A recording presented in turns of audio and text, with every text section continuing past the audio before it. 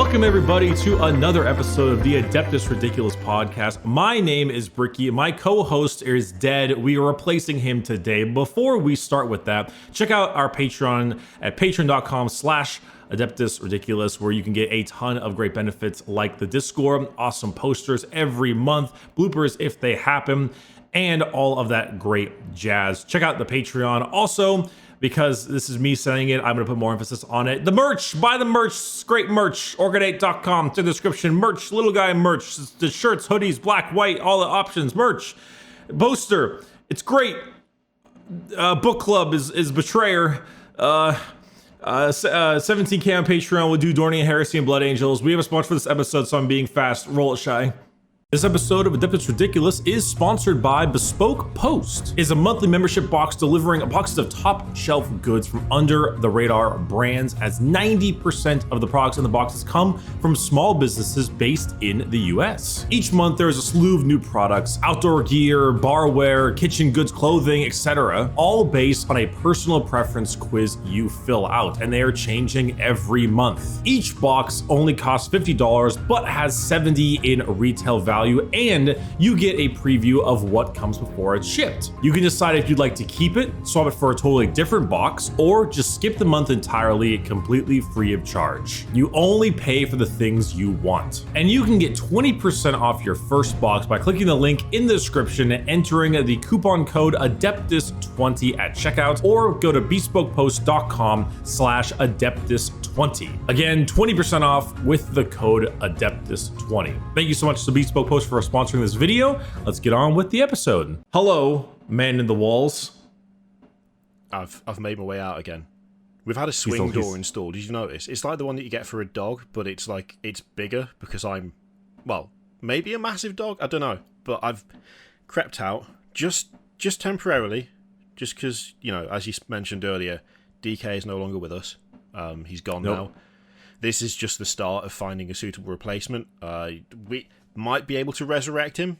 Not sure yet.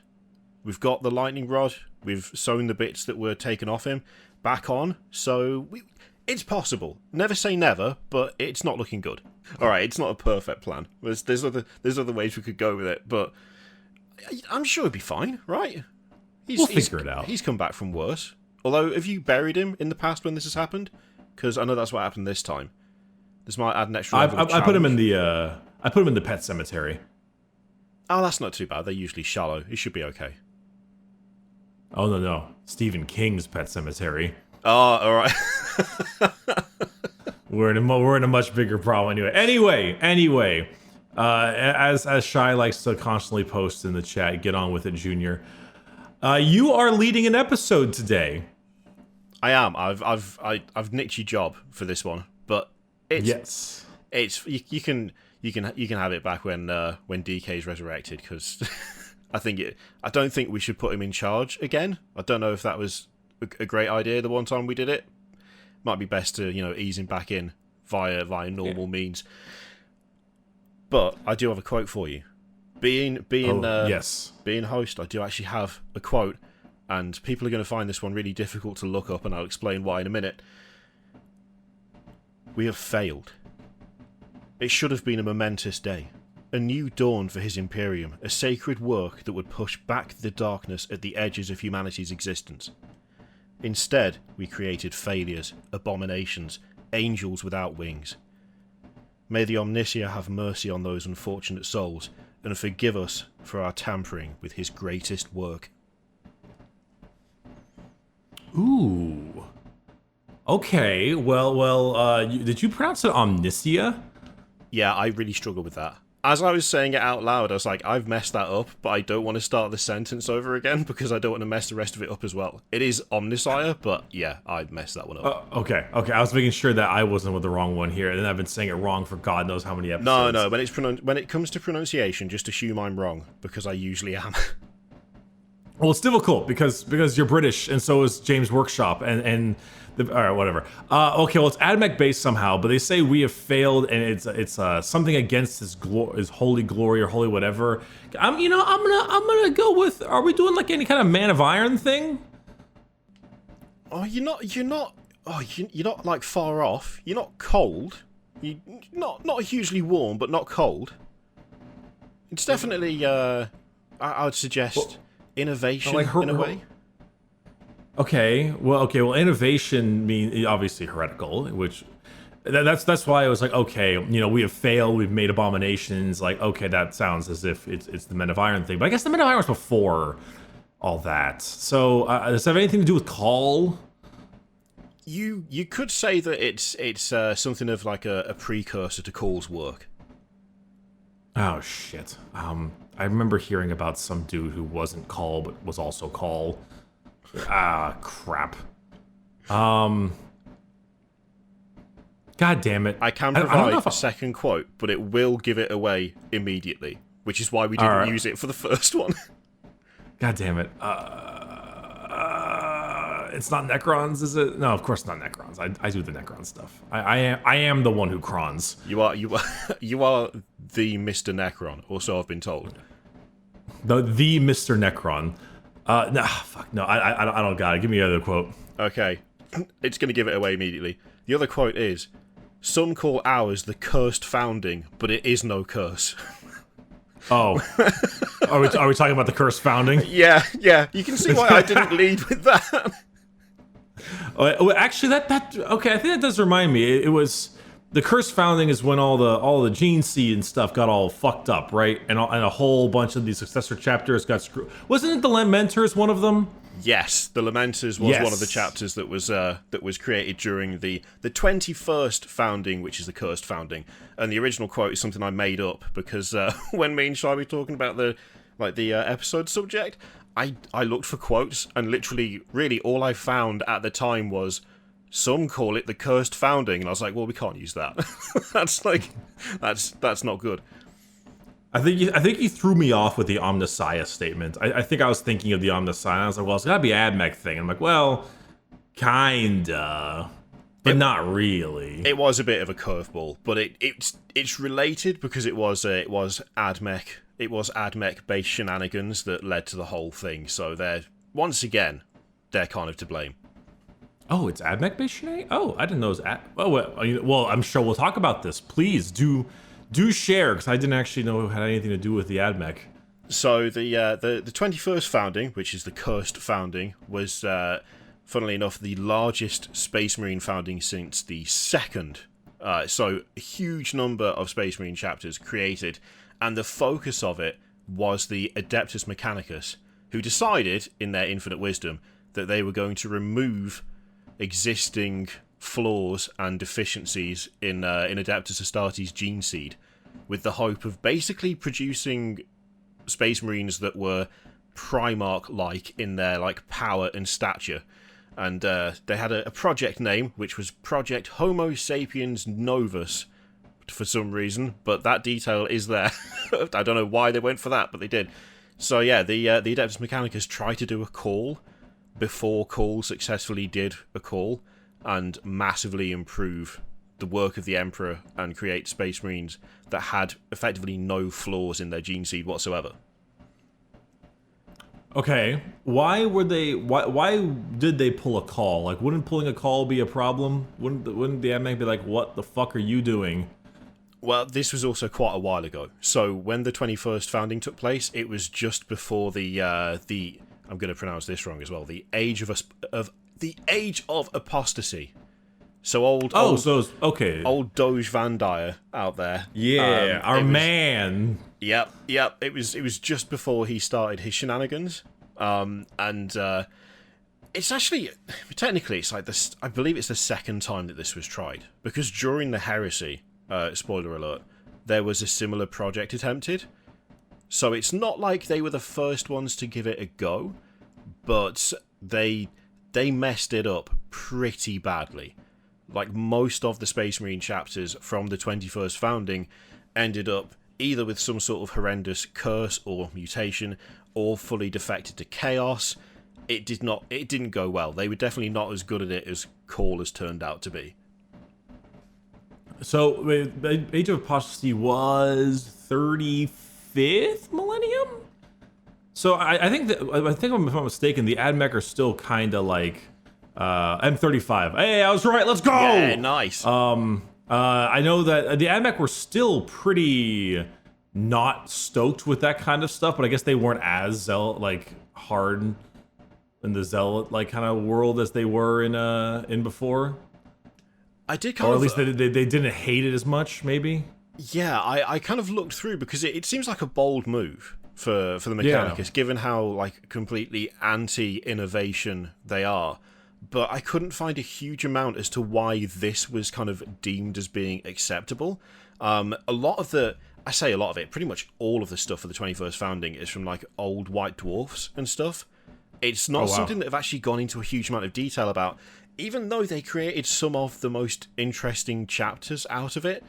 So they did that thing, Games Workshop, where they went, here's a really cool premise. We're going to give you the bare bones of it. We're going to expand on it a little bit later on, but we're still going to leave you massively wanting more about the original instance. And they created some actually really fun chapters, like the Lamenters. They are one of the chapters that was founded during the Cursed Founding, and I mean, you've done an episode on the Lamenters. We know how well they've done overall in life. They did. They were the greatest option for Emperor to give the world a punching bag. It's so unfair. It's like, and the thing is, it's not even by the standards of the Cursed Founding. Their curse was they're just super unlucky. It's not even a tangible thing. In the 21st Founding, some of the other chapters are growing bone blades out of their forearms, or spontaneously combusting in the middle of battle, but they don't get hurt whilst they're on fire, from their own fire that they've magically produced. The Lamenters don't get any of the cool stuff. They are just massively unlucky, which makes me feel even more bad for them, because you look at what everyone else got and you go, they got something cool, they got something awesome, they got something cool, and they just suck. That's not great. For some reason, there's a recommended video I remember seeing. It was a Russian Badger video, and it was Left 4 Dead 1, and the title was "Built Different, Built Stupid," and I'm imagining that being the Lamenters. It's yeah, you're built. I'm so built different. I'm built for tears. Oh god, they don't deserve it. They don't deserve it. They don't deserve they're just doing their best. They're just doing their best, and it went horrifically wrong. But gotta give them points for trying, I guess. That's true. They also do get loads of love from the fans. And they do get loads of love from the fans, even though no one wants to paint them because of their awful logo. Why would you do checks on shoulder pads? Not even checkerboard on shoulder pads, but you also have to carve a circle out of the center for a bleeding heart. And you couldn't even make the checkerboard not white. You had to make it white. So and yellow, the worst colors of all time. Which might that might go along with the unluckiness. They were unlucky from the very start because someone picked yellow for them, which is the worst color to paint. Imperial Fists fans mauling right now. Look, I can't help speaking the truth. No one likes painting yellow. This is a fact. And it's documented. Even people who like painting Imperial Fists don't actually like painting yellow. They're just lying to themselves to get through the pain. That's just how it is. That's true. Whenever I see someone painting white scars, so why did I pick white scars? Why did I pick white scars? Start screaming as they have an entire white-based Space Marine army that needs to be clean white. They don't even get to be dirty white. I mean, you should be allowed to do dirty white. I think dirty white's fine. Get a bit of rust, get a bit of grime on there. Say they're in the middle of a battle. They don't have to be perfect. If you want to do dirty white scars, go for it. Whatever gets you through the session. Oh, you're right. That's true. Sorry, Shai told me specifically to tell you to hurry the fuck up. Okay. In the nice. That was me toning down the nice version. Yeah. She actually has a loaded handgun and she's approaching your location. I can see it. The text is so much worse than the actual verbal giving of it. Terrible. Yeah, of course. The language is obscene, Shai. There's just no need for this. I don't know why people put up with it. Anyway, so the actual Curse Founding, there's not a huge amount of information outside of the chapters that were founded, but there was a secondary adventure, a second thing that happened with the Cursed Founding. The Cursed Founding is responsible for the Lamenters, for the Minotaurs, who are awesome in their own right, and honestly deserve their own episode because they're insane. The Firehawks and the Flame Falcons, because Games Workshop has some sort of sense of humour when it comes to naming chapters. Why you would do Firehawks and Flame Falcons in the same founding, I don't know. Tell me that's not confusing. Come on. Yeah, that's rough. Though we did talk about the Firehawks a little bit in our Legion of the Damned episode, so that goes along with it. Yes, yeah, they also not particularly lucky, but they did end up with the coolest armor that any Space Marines have ever worn, with all the fire in the bone and stuff. There's also the Black Dragons and the Sons of Antius, and we'll come on to both of those after this, because there was a second thing with the 21st founding, the Cursed founding, because it didn't stop there. So they had the founding, everything went horribly wrong. The Space Marine chapters went to chaos. They had weird, bizarre mutations and aberrations, and then later, much later in M41, the labs and the site where the Cursed founding took place was actually excavated. There was an archaeological expedition to what was a dead world called Inculaba, and they found the site of the 21st founding, which still had stuff in it. Okay. So after all that time, there was still secrets in there, which is...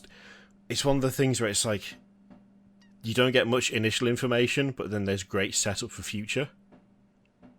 Yeah, it does the classic, like, well, if you want to, we can create ourselves our own little stories coming from it later on if we need to. Yeah, it feels like it's kind of primed for all sorts of shenanigans in the future, and it probably has led to some stuff, because one of the things they found when they were doing this excavation, and when they were looking at what the old Adeptus Mechanicus Genetors, Genetors, however you want to pronounce that, I'm assuming Genetors, when they had been attempting to perfect the gene seed, which they failed at, they also created something new as well. So along with like vid logs of project managers that showed the extent of the failure and how the different chapters were just having physical corruption and turning them into weird races, they also found 3 massive Space Marines. Like giant Space Marines. 2 of them were ruined. They're just in like their big like test tube thing, but all the water was stagnant and messed up. But there was a 3rd giant Space Marine that was still functioning, and they started to wake it up. Okay. Is it awake? We don't know. Because then... Oh, god damn it. Yep. Come on, surely part of you must have been like, there's no way they followed through on this. There's no way they followed through. Well, I would, because I would like the option of like, oh, they started to wake it up, and it ended up being like Tiberos the Red Wake of the Carcharodons chapter. Like that I would understand, you know? That would be an awesome twist, but that's not what they did, unfortunately. Because he is a big fucking dude, so... Yeah, I mean, he's gigantic. He's also one of the coolest chapter masters, just known to all Space Marines, in my opinion. He's very neat. Though, I mean, I don't know if they're doing the... oh, this person's going to replace one of the missing Primarchs or something. I don't know. But if the first 2 of them were, like, fucked up beyond belief, that doesn't bode well.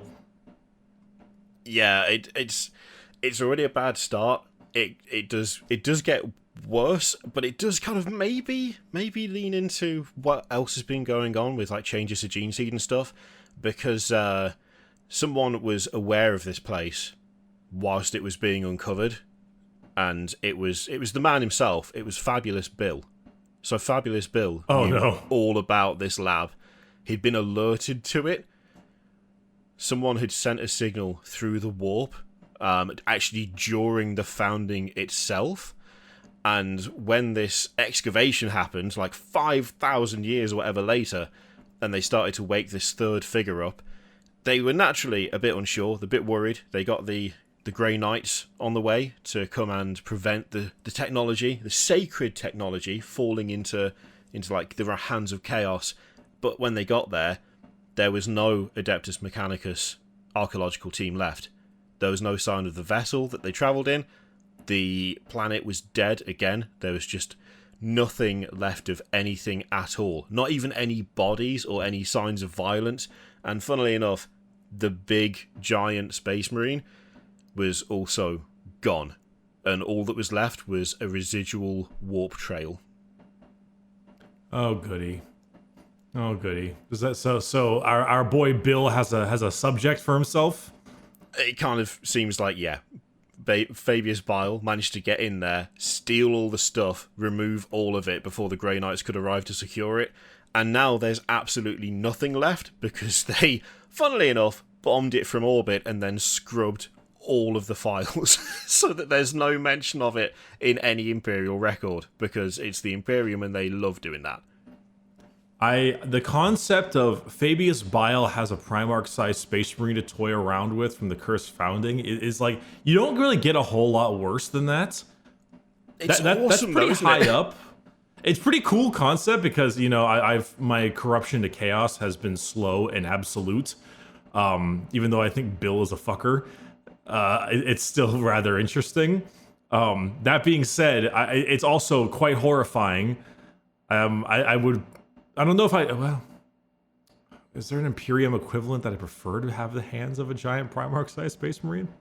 You know what? It's not in the hands of like Yuri and Rakarth or something. Like it's not like in a homunculi coven. That's true. So I'm okay with that. I'll find my purchase in that fact. There's like tiers of awful people to have control of this, and he's weirdly somehow Bill not the worst. You'd think he would not be, the worst, but not the worst. He's pretty up there, but not the worst. So that effectively is the like all of the background from the 21st founding. Where it gets like more fun is the actual chapters that were founded during it, and there were also for a brief time some cool rules. There was some actual rules for them, which showed up in, I forget the issue of White Dwarf. It was White Dwarf 260 something, so about 2001, I believe that issue would have come out. So right in the middle of Prime 3rd edition, you had a couple of special rules for Space Marines that were kind of affected by this stuff, which kind of give even more of an insight into what the actual issues were with the Space Marines that were affected by it and the ones that were brought together during that founding. So you've got Cursed Knights. So the Cursed Knights were normal Space Marines up to a point.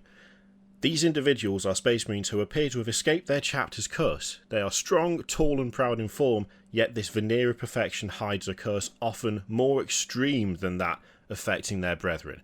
So they kind of look okay and normal and they seem to have avoided the worst of it, but you had to roll a 1d6 at the start of a turn, and on a 1 they went into a berserk rage, and they would attack each other in an animalistic fury. They just went mental and killed anything that was close to them. From 2 to 5, you're okay. You had a stable mutation. You're not going to get anything bad happening. But on a 6, the option for the roll of a 6 was created a monster. So the abilities of each Cursed Knight are temporarily enhanced to superhuman levels. Each knight adds 1 to his strength, initiative, and attacks characteristics. But they can't withstand that level of performance for long, and after the battle, the knights will die. Any knights that survive the battle will count as casualties for the purposes of calculating victory points. Which is a really great little rule. Like, it really sets it up. Very enjoyable. I mean, it's the old days, in the old days where the game was a total mess, but that concept that it's like, okay, you rolled a 6, which means now they're permanently buffed, but let's say you took like a secondary or something that rewards you for killing the opponent, and then in reality you've given them a little bit extra points because by the end they'll be dead, that's actually pretty fun. And I like how rolling a 1 just turns them into Karn. Like it's like that's just Karn's rule. Yeah, yeah. It just made them go full berserker. It's that really nice thing of actually properly telling a bit of a story through what was a trial rule at the time. So it wasn't like properly implemented, but it's something that you could do if you wanted to represent some of the cursed founding chapters actually on the tabletop. The other one is Abominations. So this is the brethren suffering the worst extremes of the chapter's curse, are often segregated from the main body of Space Marines. These Space Marines may be physically mutated and driven beyond the point of insanity, and the heat of battle will cause the curse to manifest itself in a horrific display of savagery and violence. They are frequently fielded together in squads, where they should fall prey to their self-destructive curse. They will at least take some of their enemy with them. Yeah, hopefully take some of their enemy with them. Okay. I like that it's not even like, you know, they'll punch a line. It's, with any luck, maybe they'll do something useful before they ruin everything. They need the classic, like, kind of like what they do with like Eversor assassins, where they just kind of wind them up and they just throw them into a populated area and they say, "Go nuts!" Can you imagine like a lore accurate Space Marine just in some douchebag planetary governor's city? Like, what you're really not going to stop him if it's a lore accurate one. He's just gonna go. Yeah, he would kill everything. You'd have no chance. I think in a way the tabletop kind of dilutes how absolutely horrifyingly scary Space Marines really are, because you always see them in like nice big armies, when really it's like one Space Marine could trash an absurd number of baseline humans without breaking a sweat. They would just murder everything. Yeah, I always say that custodians play how Space Marines should feel. Like if you're playing Custodes, like one Custodia against like 40 guardsmen is just nothing on the tabletop. And so having that kind of similar feel is like, it's like in the tabletop or the lore for Marines, because yeah, like a squad of Marines could take over a planet if the planet isn't prepped. 100%, yeah. I think you're totally right with that as well. The Custodians feel like Space Marines feel in the lore, but actually in play.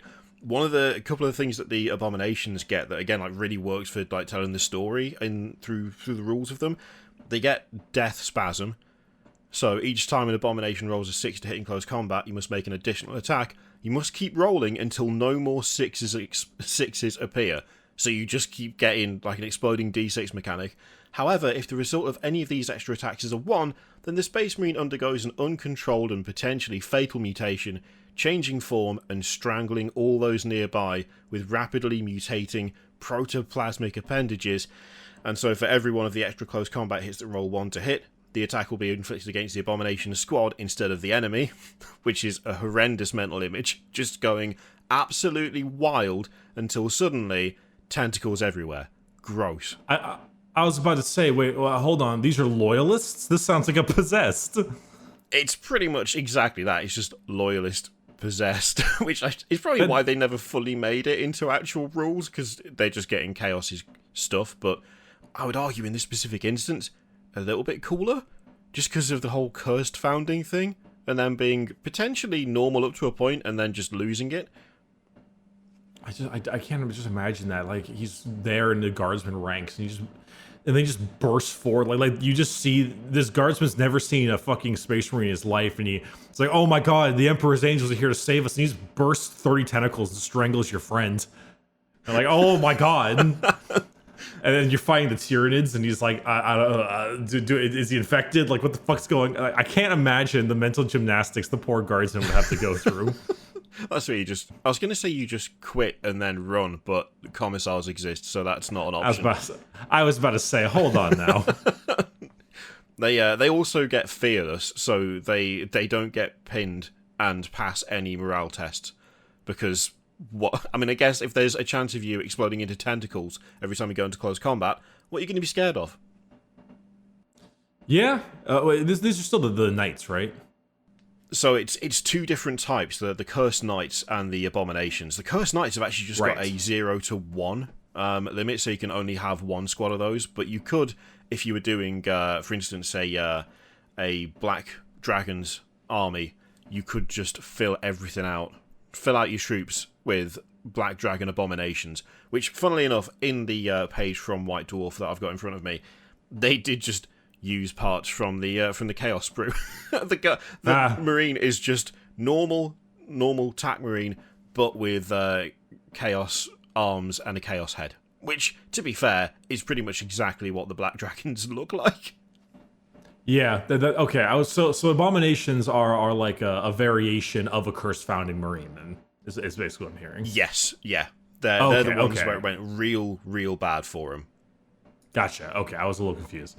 Okay, so those are the variant sets of abominations. What are the other curse founding chapters again? So you said fire, or hawks. Yes, so we've got the Black Dragons, we've got the Blood Gorgons, which I think they had their own book, but I think it was like a good 10 years ago now. I forget the name of it. There's the Firehawks and the Flame Falcons. Why? The Lamenters, the Minotaurs, and the Sons of Antius. Now, the Minotaurs have got a bunch of stuff behind them now. They're a really interesting chapter, but they are like, I would suggest probably full episode type chapter. I remember the Minotaurs a lot because they beat the fucking shit out of the Lamenters. Yep, yeah, they went ham on Lamenters. They've also got a really weird chapter master. Is he a clone? Is he just the same dude but absurdly difficult to kill? No one knows. No one's got any idea because no one knows anything about the Minotaurs in universe. It's all like the High Lords of Terror say, go and do this, and they go and do it, and they really make sure they get it done. I always remember the Minotaurs being apparently quite assholes. Yeah, they're super unpleasant to other Space Marine chapters. They just have no patience or time for anyone. They only deploy at full chapter strength as well. So there's no such thing as a light skirmish for the Minotaurs. They just go, okay, we need to deal with this issue. Send everyone. I'm curious about these fucking blood Gorgons. I posted a picture of them, and they look like these horrifying, like, world eater looking dudes. Yeah, they're one of the kind of more, I was gonna say like traditional Fall to Chaos ones out of this lot. So yeah, unique to their chapters that unlike most traitorous Astartes, the Gorgons do not tend to use fear and intimidation to achieve their own goals, much rather they show a level of understanding and focus that is rarely seen by the traitor legions. So they're actually quite tactical and nice, they just look horrific. And they're also traitor Astartes. A little bit. It only took 60 years. It literally took 60 years from their founding to being declared excommunicate traitores. So I think they did like a proper speed run of turning to chaos. They also just refuse to serve any particular chaos god as well. They just go full chaos and divided. They flat out won't swear allegiance to a specific chaos god. Shai says that they're more rogue type since they're not super pro chaos, but I'm looking at that dude. He's got the 8-pointed star on his chest right there, and look at that image. Like, what do you mean they're not that pro chaos? Look at that fucking guy.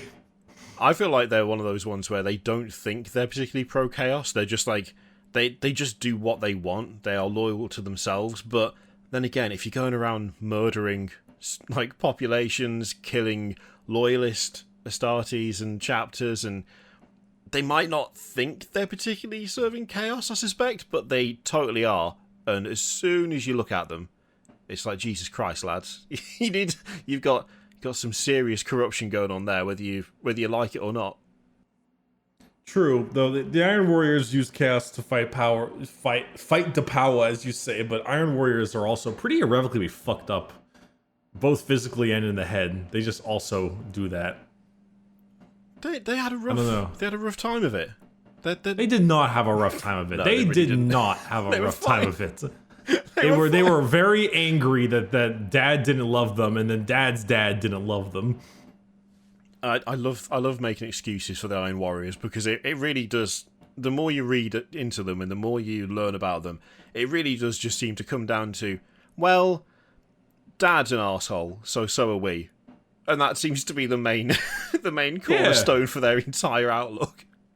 I like the Iron Warriors a lot because I like the hard industrial kind of vibe. Yeah. And I also like that if people have to ask, hey, why do you like the Iron Warriors so much? My answer is because they're cunts.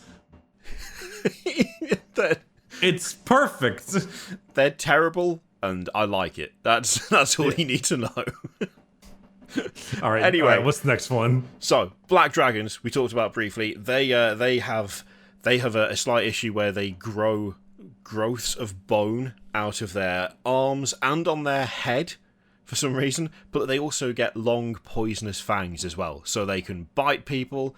They can use their arm bones as swords and daggers to stab and slice. They are definitely badass looking. I really like the black dragons. The black armor with the kind of white symbol. There's a pic that Shai's put in. They look solid. I mean, that is also a really good picture as well because of having the armor around where the bone comes out of the forearm. That's a nice touch. I like that a lot. What? These are salamander successors, right? Yeah, so it looks like these are salamanders, but they've they're cursed. They had genes you messed with, and now they've got all sorts of fun stuff going on. They're still technically loyalist as well, though. Like this is a chapter that hasn't fallen to chaos. They're not like anti-Imperium. They just really test the limits of the Inquisition just by existing, because technically they're loyal. They still fight for the Imperium. They still fight against chaos, but they are also clearly physically corrupted and they have mutations. So, well, I mean, the Inquisition have the Exorcists, and that might be like the toppest of heresy. So there's obviously something there. I mean, there's something there. I feel like if you're going to allow the Exorcist, you've got to allow the chapter that just has a bit of extra bone going on. I feel like they got a bone to pick with you. You know, that's all it is. It's a simple thing. It's coming out of their heads, coming out of their arms. I mean, the poisonous fangs thing is actually pretty cool though. That concept makes me think of like how the space wolves would occasionally like eat their enemies. Yeah. To gain the knowledge. I'm like, oh, all right. I just want you to know, by the way, that the bone to pick with you comment made me nearly drop my drink. So if that thud stays in the edit, that was my elbow smacking the desk as I nearly dumped Coke all over my keyboard. It was good, but at the same time, nearly cost me, and I'm not happy about it. Oh, hang on.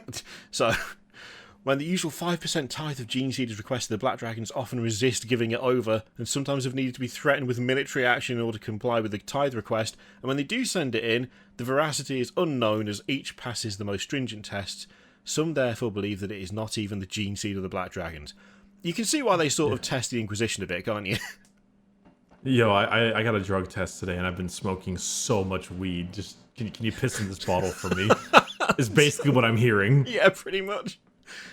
I mean, either they are being real sneaky about harvesting allies when they're on the battlefield, which is difficult because a lot of other Space Marines not too keen on working with them because, you know, they've got weird growths all over them.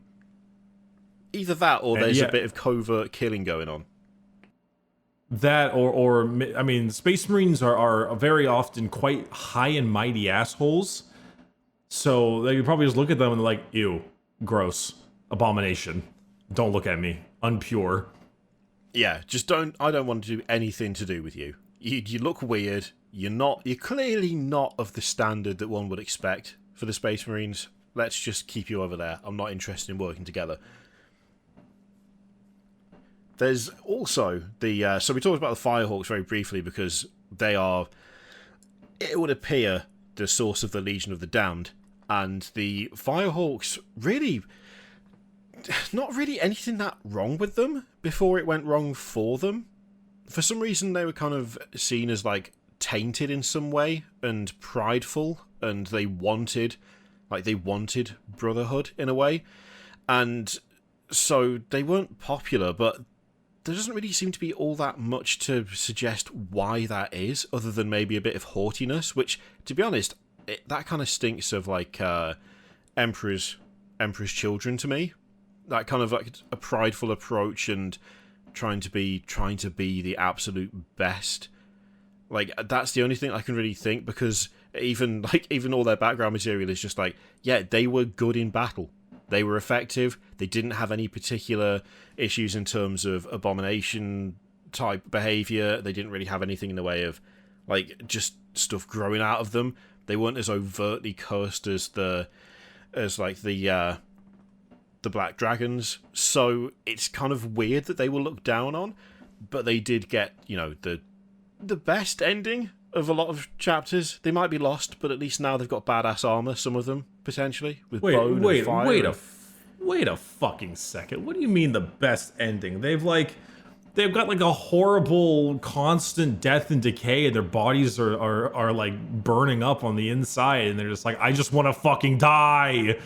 Yeah, if they are doing the Legion going. of the Damned type thing. They're still going, and they're still fighting. That's quality. I say best. It's worst for them, but it's best to read about. That's probably the best way to put it. It's not like... True. It's definitely awful, and not something that anyone should ever want. But in terms of how awesome it is right up there in terms of like the ends of entire chapters. They didn't just go out. Now they've got this whole unliving, appearing mysteriously, you know, awesome armor design, super hardy, shows up at the hour of need and murders everything. It's badass, even if it's really unpleasant for them. Well, you know, it's a hell of a lot more interesting than the Legion of the Damned is Ferrus Manus theory, so I'll go with it. I'm not a fan of that one either, to be honest. It's just like... That sounds stupid. Yeah, fine, whatever. I think the original idea is kind of cooler than that, to be honest. Also, headless dude does not mean Ferrus Manus. I'm pretty sure it means James Workshop wanted to do a headless horseman statement. Yeah, because that's entirely what they would do. So yeah, definitely. What was that last one you mentioned? The Sons of something. Okay, so the Sons of Antius. I'll just quickly touch on the Flame Falcons again, because we can't forget them, because the Firehawks and the Flame Falcons... For so long, I kept getting the two mixed up as to which ones ended up as Legion of the Damned, because Firehawks and Flame Falcons is effectively exactly the same name, and I don't... People are going to say a Hawk and a Falcon isn't the same thing. I don't care. In my mind, the same thing. I can't get around it. They're mostly fine. Mostly okay. But then they just randomly burst into flame during a battle. And that's literally it. That's their whole thing. There was nothing wrong with them. They were absolutely fine. And then within a century of the founding, during a great victory, their bodies spontaneously self-combusted into flames that didn't burn themselves. And so the Grey Knights killed them. And that's their whole thing. Wait, they're all dead? Some of them escaped, but no one knows what happened to them. They just vanished. Grey Knights are like, that's weird. Stab. Pretty much that. It was like, well, you've got a good record. You've done well. You're clearly not traitorous. You've been loyal. You've fought decently, but you did burst into flame that one time, so it's game over for you. Grey Knights went to their homeworld and just annihilated them. Well, you know, something, Sisters of Battle, Grey Knights, something. Just intolerance all round. It's just not a nice place. They had a power to glow with magic power that burned heretics, and for that they had been called heretics and killed. Yeah, exactly that. The fact that it didn't affect them, but it affected their enemies, and their enemies were enemies of the Imperium, you'd think there'd be a little bit of leeway. Especially since, from what I can tell, and from all the stuff I've read up on, I don't think it happened more than once. I'm pretty sure it was just like the one time. They had this one issue, and then that was it. It was literally lights out for them after that point. It's I can maybe understand the concept that like, oh, that flame looks like warp magic, warp flame and shit, and then they get spooked. But I don't know. Grey Knights and intolerance are like there's the combination of words for them. That's fair. I mean, also, I guess it would depend on who got the report first. If the Inquisition is okay with the Exorcists and they're mostly okay with the Black Dragons, I can imagine it being a case of just one particular very angry Inquisitor going, "No, I'm not having this. No heresy. Let's get rid." With other Inquisitors kind of like looking a bit embarrassed and being like, "I mean, we actually let quite a few others get away with worse." But he's off on one now. We'll just leave him to it. Let's not get into an argument because he's just going to get really pissy about it. We'll just let him deal with it and hope that he doesn't notice all the other chapters with clearly nonsense things that are happening with them. Grey Knights. We haven't done an episode on the Grey Knights yet. but god damn it. The level of Grey Knight shenanigans that they do. Like, I was expecting some kind of, I don't know, what is it? Like, more than just exploding into flames, but no. Yeah, they get a super bad rap. For what they are, they get a super bad rap. They didn't even do all that much wrong. They just... Yeah, I glow as an angel and burn heretics with holy flames. Clearly I'm the bad guy. That's it. It's... Hold on. Glow with an angel and burn heretics with power. That sounds a whole lot like this one lady with a big thing of angel wings and can revive from the dead. You know, why didn't the Falcons go more into like the Phoenix thing? You know, like they would burst into flames after it's suffering like fatal wounds. I wonder if that would be let off more. Like, well, they are burning into flames, but at least they're dying afterwards, so we can let it go. Because there's no evidence of the heresy left, because they're dead when it happens. But yeah, like, compared to the guys who literally turn into wolves and eat people, and the ones who drink blood, it's harsh. It's a real harsh decision from the Grey Knights, but then again, they're kind of known for that at this point, aren't they? Yeah, they really are. Alright, what's next? So the final one of note, outside of the Minotaurs, is the Sons of Antius. So the Sons of Antius, for me, are actually the coolest ones out of all of them, because they are basically Space Marines of exceptional durability, hardiness, size, and strength. That sounds familiar, doesn't it? That sounds a bit Primaris. Yeah, the Sons of Antius basically just ended up being better Space Marines. They are just bigger and stronger and more durable. Also, they're like the second quote that we couldn't use to start with was said by a Sons of Antius Space Marine. Because the chapter also has the saying that the Sons of Antius have never been defeated on solid ground. It's not a curse. For them, the curse founding, not a curse, because they've just ended up better than other Space Marines. I'm shocked that's your favorite one, though, because, like, I imagine you would enjoy a little bit more misery porn than just the dudes who were bigger. I think the reason I like them so much is because it's like, it's a very mixed bag with the cursed founding. Because it's like, there's hardly any information. They didn't used to be. Admittedly, it is since the Primaris showed up that it's just led to all sorts of ideas of like, well, I mean, the Sons of Antius, it feels like they are the prototype. Like, it feels like they're the ones that were a success out of all of them. The Lamenters got annihilated with horrendous bad luck. You know, you've got other chapters that fell to chaos, or that burst into flame, or that ended up as spooky Ghost Marines. The Sons of Antius, compared to all of those, they just ended up bigger and better, with super strong bones. They've been drinking their milk every day like they should. And, like, I don't know, I think it's the contrast thing. It's like when everything else is so miserable and bad, and has resulted in a bunch of absolute psychopaths like the Minotaurs, the Sons of Antius are like, they're the Primaris Marines before the Primaris Marines. They were the experiment that actually went well, but because everything else went so catastrophically wrong, they're still regarded as cursed. I guess. Though it'd be surprising if they were the original choice for the Primaris, because I imagine the AdMech would be like, stay away. Well, no, the Primaris is Cawl stuff. That's right. That's a Cawl thing. I forgot about that being a Cawl thing. It feels like a fun kind of accidental convergence almost. It's like Cawl's working on the Primaris stuff to make Space Marines that were bigger and hardier and stronger and all of that, and it had already been done at a time where everything else that was tried in that moment just went catastrophically wrong. I just like the way the two kind of accidentally link up. That's just bigger, better, stronger Space Marines. Yeah, it's what is their logo there? So they've got like see. I think their logo, from what I thought, it was not known what their logo was, but that bit of fan art has got like a...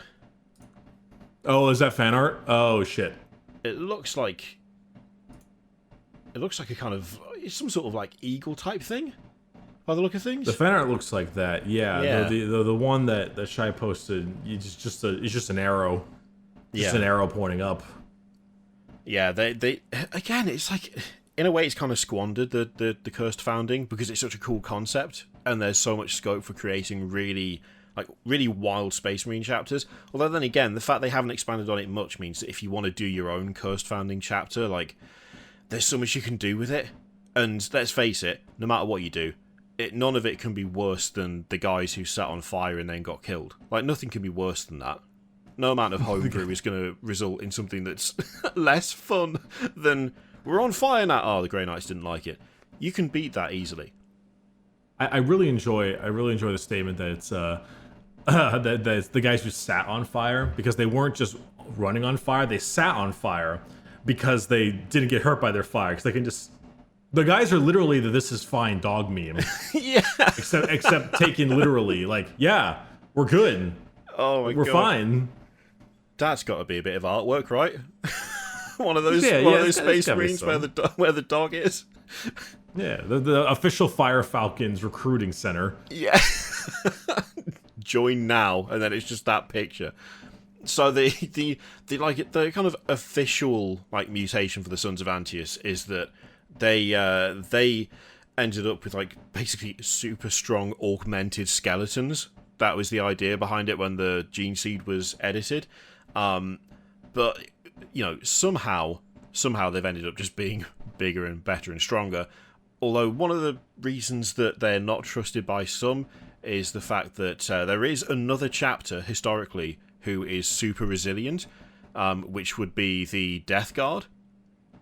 And there's comparisons drawn. There's comparisons. It's like, well, these guys are super hardy and can just walk into walls of firepower. Do you know who else could do that? So there's a little bit of, I suspect, a bit of doubt. Maybe a bit of, maybe a little bit of dodgy gene splicing going on potentially there. I must admit though, like, despite that being the case, they're kind of missing the tentacles and the bloat and the smell and the disloyalty as well. They're still loyal. Oh yeah, also the chaos part. Yeah, there's also that whole thing. There's also the hating of you. Yeah, it's like they clearly, even if gene seed from the Death Guard were used in like the editing of the gene seed for the Sons of Antius, it's not resulted in the same thing. It's clearly resulted in a loyalist chapter who are insanely tanky, and you should just take the win. Take the win where you can find it, you know? If that's what you get out of the Cursed Founding and that's all you get, that's still pretty good, I reckon. Yeah, and as I guess, I guess it does show that AdMech are stupid. Oh yeah, they totally as they up. tend to be with all that kind of stuff. Absolutely trashed it. They did a terrible job overall, but you know, we did get the Sons of Antius out of it, so it's not the worst. Shy said, if anything, this founding proves that Cawl knocked his Primaris project shit out of the park. He straight up Fortnite danced on the rest of the AdMech nerds. I don't know how you would ever be able to like make Cawl 3D rendered to do the Fortnite default dance. Like, I know there's a way, but there's so much shit going on there. He's got too many legs for that. For my money, that's too much work. That's too many legs to animate. Man's also fucking enormous. You know, despite Cawl being Cawl, the man does have is extremely competent. He absolutely kind of reminds me of Perturabo a little bit, where Perturabo is just a total fucking petulant asshole, but he's really good at his job. Cawl is just weird, but also really good at his job. If anything, Cawl is somehow weird than Perturabo, which is kind of an accomplishment because, I mean, Perturabo is an absolute lunatic in so many different ways. I mean, arguably Cawl is as well, but... Yeah, I mean, like, Perturabo's a lunatic because he's an asshole. Whereas, and he's always brooding and angry.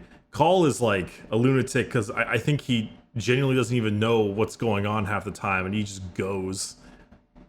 He's like that person who has an idea, and then that's all they can focus on for the next, 3 months. I've thought of something. I'm going to be unavailable until this thing exists. Goodbye. That's him, but in a time where you're not allowed to do that anymore. And he's also possibly 10,000 years old, might have been alive before the heresy, wiped his memory, and he definitely does not have an AI. Totally, he it's not swears.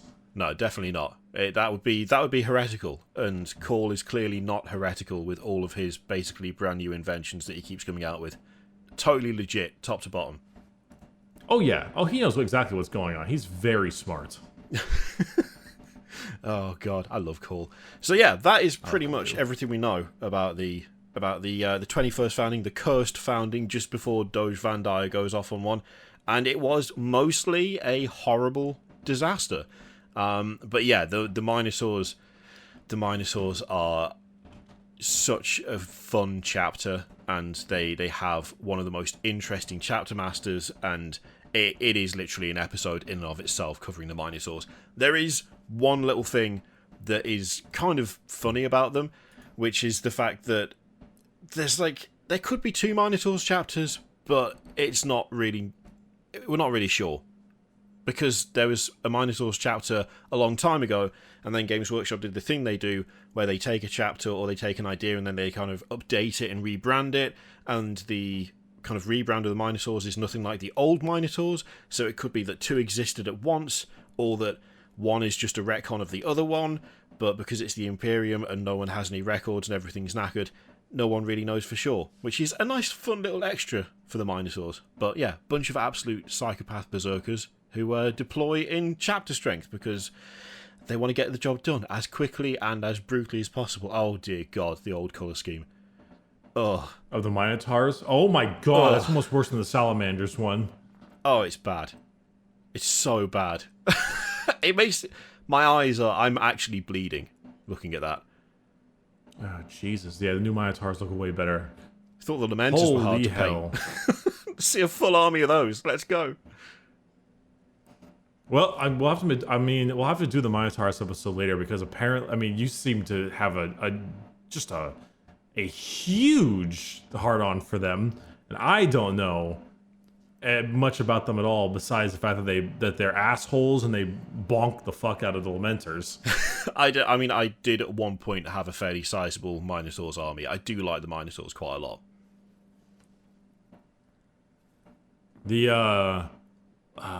Crap, I forgot what I was going to say. Wait, you have the pretty big Minotaurs army. What is the Oh god.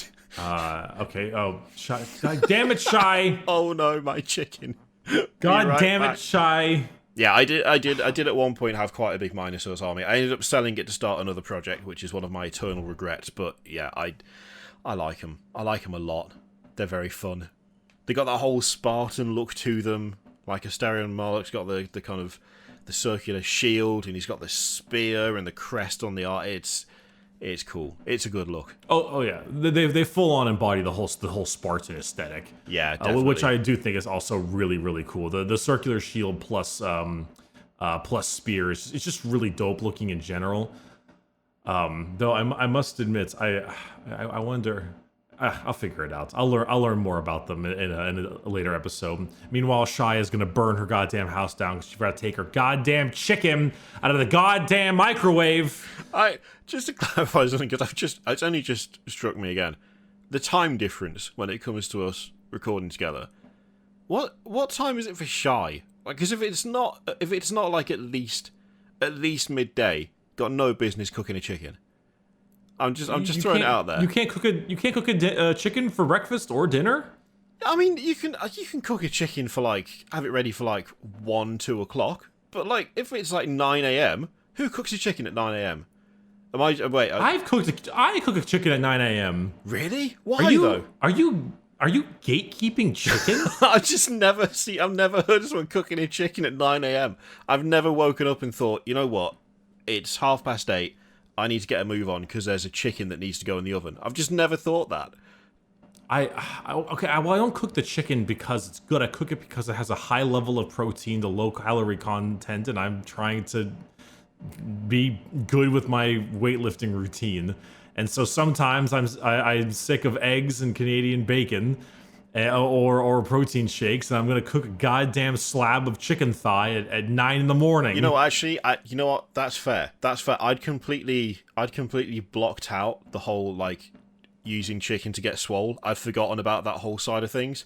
I'm not a bit. You can tell just by looking at me. I'm not a big exercise person overall. So I take it back. I take it back. I can totally see cooking a chicken at 9 a.m. I think for some reason I just assumed full chicken, like a complete chicken, which just seems like madness. Full-on chicken, but you know, an entire chicken, the whole bird. Isn't that what The Rock does? Doesn't he eat like a full chicken every morning or every day or something? The Rock eats like 10,000 calories because he works out like a lunatic. Wait, you're supposed to work out if you do that? Okay, I'll bear that in mind for shit! future. I was just eating 10,000 calories in general. Yeah, pretty much, yeah. That's the one thing I always tell people: don't have a cheat meal like that. If your diet has you reducing your calories per day by 500, and you do one cheat meal, but your cheat meal on a Saturday night is a full-on motherfucking pizza, that's like 6,000 calories, and you've undone your whole goddamn week. Yeah. But you're right. But also, everyone loves devouring a full pizza. So this has gotten so far. You know what? I'm not gonna take responsibility. This is still the episode, Shy. Tangent. I'm not gonna take responsibility. Shy went to get a chicken. She brought it on herself. Post your chicken and or favorite pizza, and then the episode.